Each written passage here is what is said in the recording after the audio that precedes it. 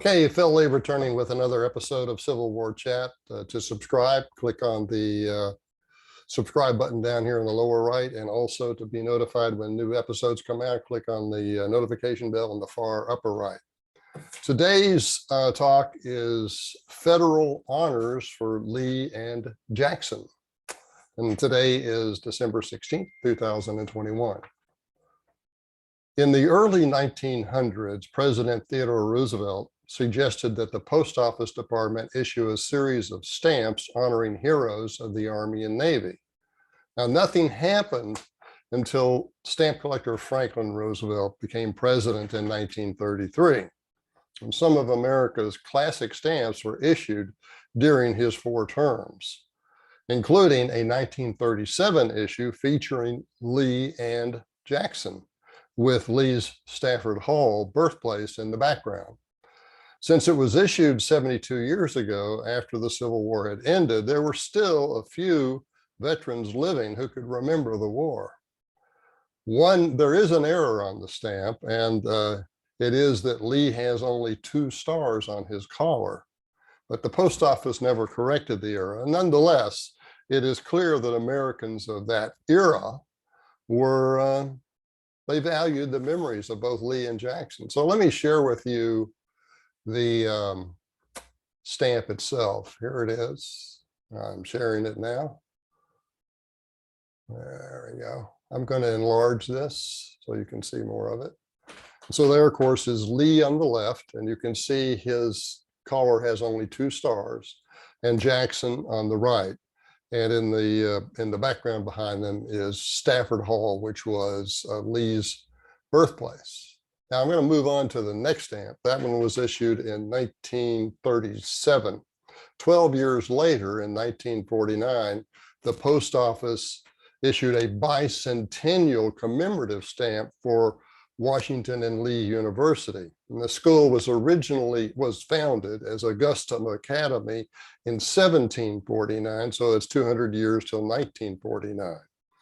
And that was when the bicentennial stamp was issued. Now, the school later became, after Augusta Academy, it became Washington College after the first president made a financial donation. And the name changed again in 1870 after Robert E. Lee died, and he had been the president for the 5 preceding years, thereby transforming the school from almost bankrupt to financially viable. The stamps issuance was again another instance of American respect for Lee and Washington, notwithstanding their status as slaveholders. The imaged part of the school, which I'll show you here in a second, looks much the same today. So let me pull up that particular image. Share.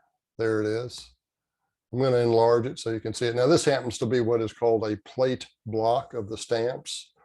The plate over here, 24039, that's the plate number at the Bureau of Engraving and Printing that printed this particular sheet. And this is 4 stamps from that sheet. And as you can see, Washington is on the left and Lee is on the right, and in the background is one of the buildings of Washington and Lee University. It looks still pretty much the same today. It's, of course, well maintained in that with that same look. So there's that one. Let me stop sharing that and move on to the third stamp I want to talk about, which was in 1955, the post office issued a 30-cent stamp featuring Lee's image. Now, this stamp, however, was not a commemorative. It was instead part of the so-called Liberty series of ordinary stamps, because first-class letters during the 1950s normally used a 3-cent stamp postage, and the typical stamp that they used was a 3-cent stamp that had the image of the Statue of Liberty on it. This 30-cent stamp of Robert E. Lee, which I'll share now,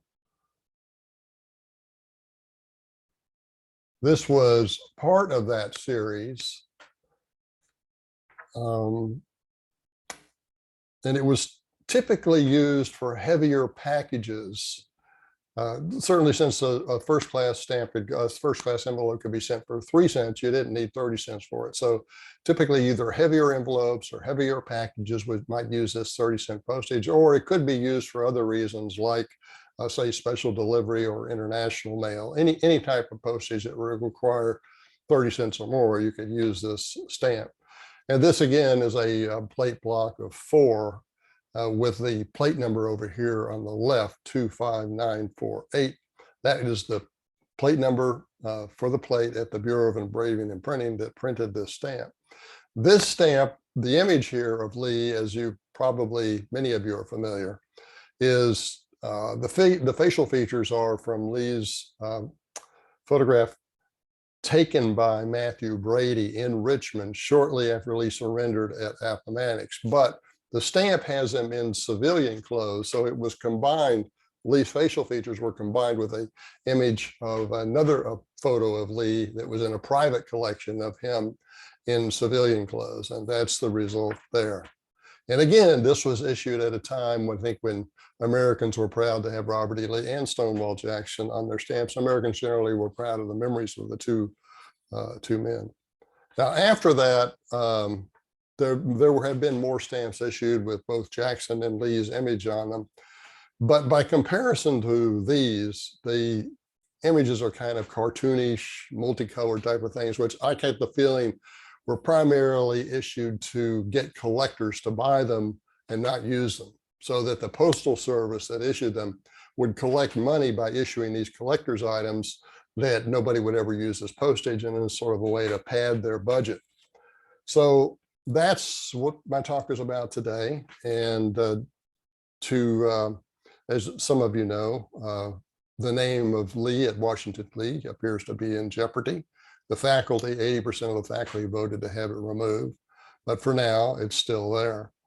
In order to help protect that name, some of you may want to consider buying Causes of the Civil War by Philip Lee. It's available for $22 at Amazon, $25 if you want an autographed copy from me. Just email me, Phil, PHIL_Lee, LEIGH @me.com for that. I want to also add, this is now available in audio. So if you want to listen to it in your car, you can have somebody read it to you. It'd probably be a good idea to learn what I think is important about this book is it discusses why the North chose to fight the war. And it wasn't because they went to the war to end slavery.